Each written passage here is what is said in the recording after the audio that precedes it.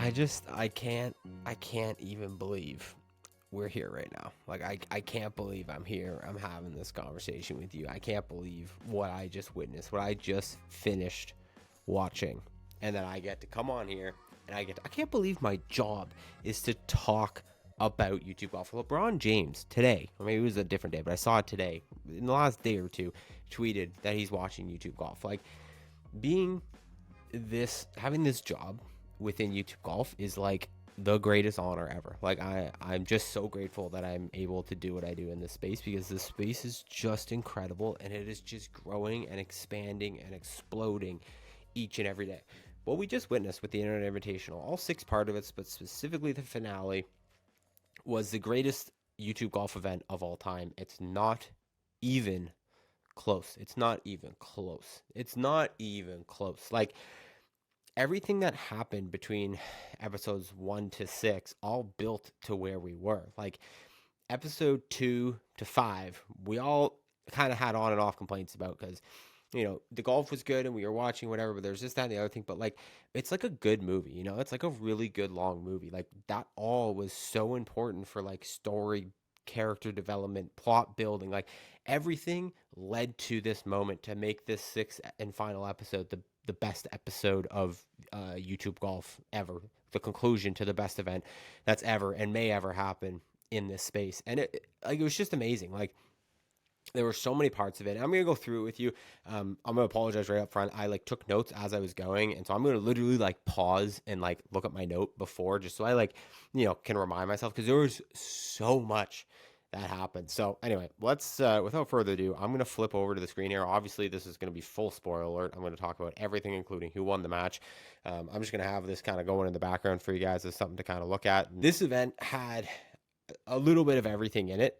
Emotions, drama, cheating scandals, incredible golf, like stakes, like just everything. You couldn't believe what was going on in this event. So anyways, let's get into it.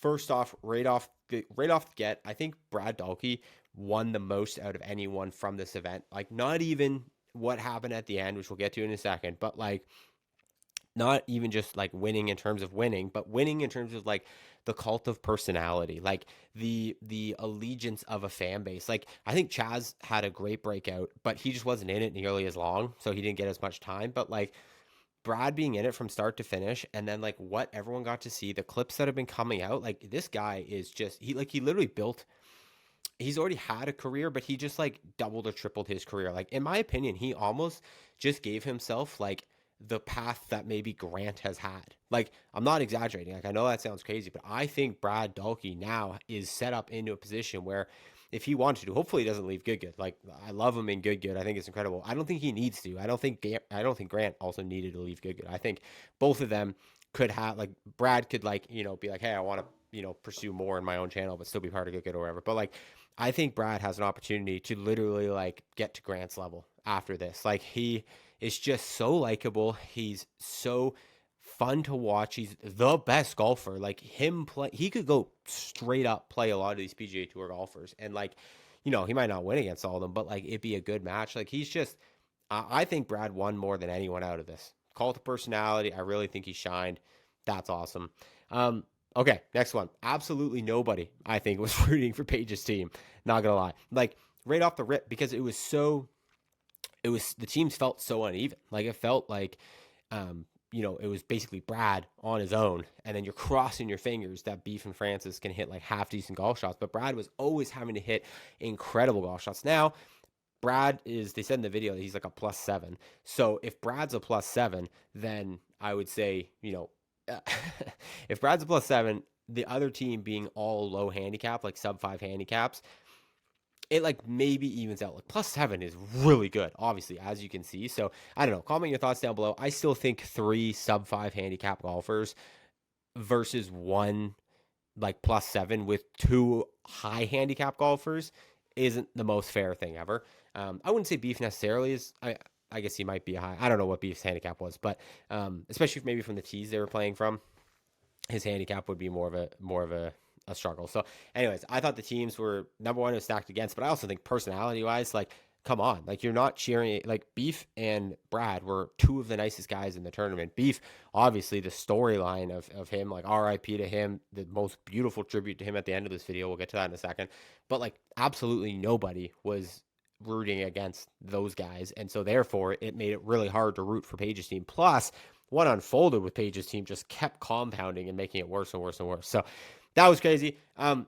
Paige in the grass. First controversy. I think it's crazy. I think the comment to Francis a couple T-box before about, well, that's how you know you haven't played competitive golf before, was madness. And then also Paige on the next T-box being like, did I say that? Like, I had a great conversation with Paige. I like Paige personally.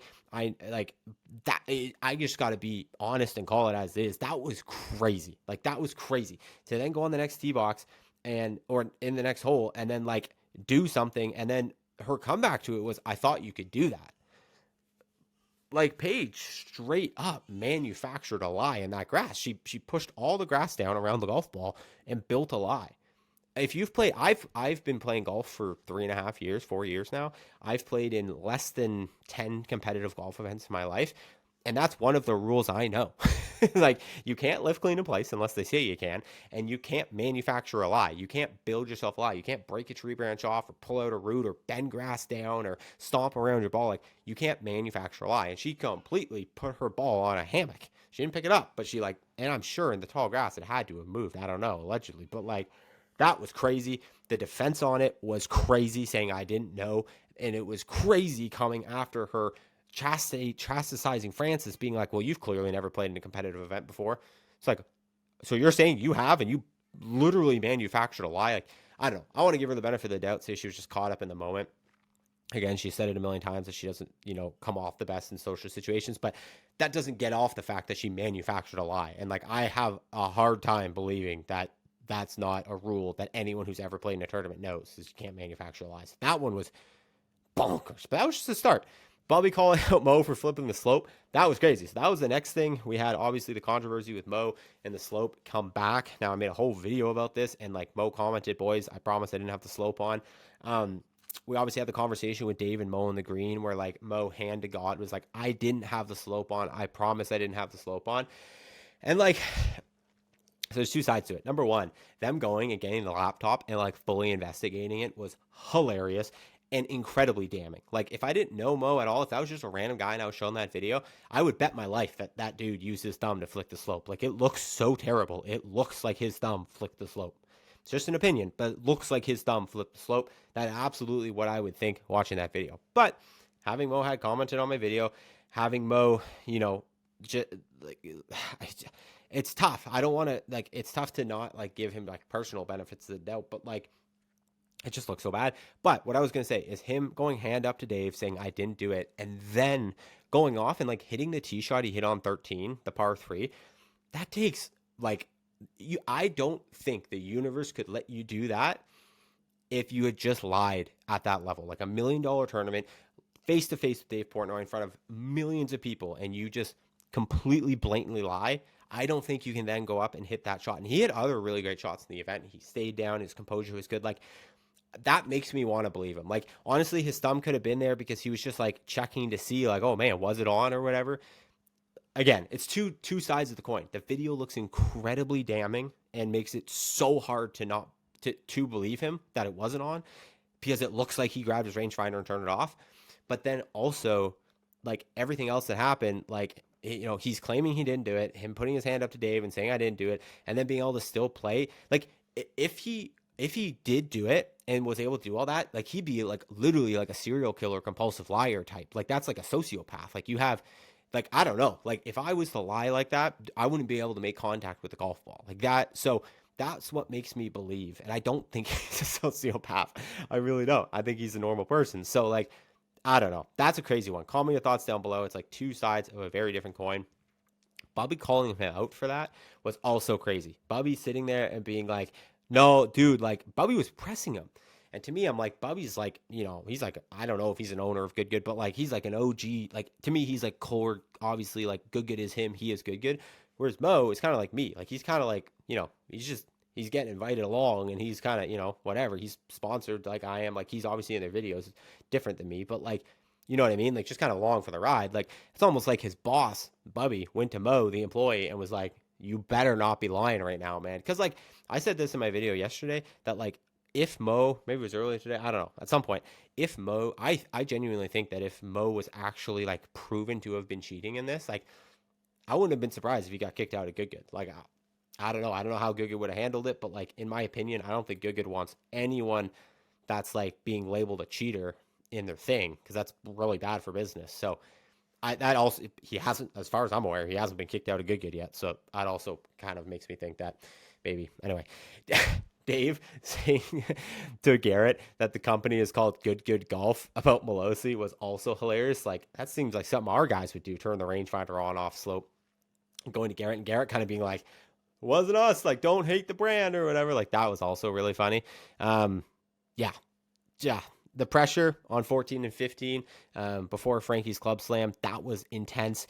The tension on 18 though was like it was all building, and then coming down to 18, like the comeback that obviously Frankie and Paige team had to get it to 18 with those two holes to come down all square on 18, like absolute cinema. The drama there, absolute cinema. One of the coolest things ever. I thought Dave on 18 was unreal, like literally going to win and be like, yeah, I won't say anything, and going up and saying it. Like I know a lot of like purist golf fans are going to hate that, but again, you just have to like disconnect yourself from what you think a golf tournament should be and realize that this is like an entertainment production. This is for content.